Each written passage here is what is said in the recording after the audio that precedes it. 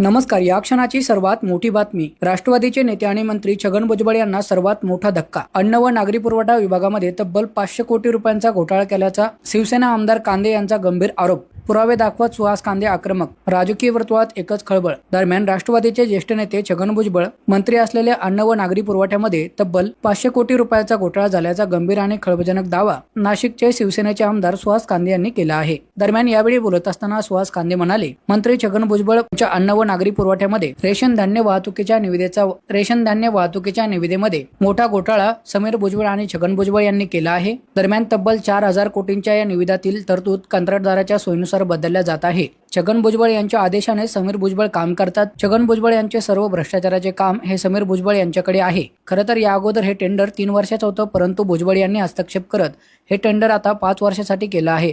मात्र यामुळे सामान्य हमाल कामगारावरती मोठा अन्याय होत आहे. तब्बल 3,000 हमाल कामगाराच्या पोटावरती पाय देण्याचं काम समीर भुजबळ करत आहे.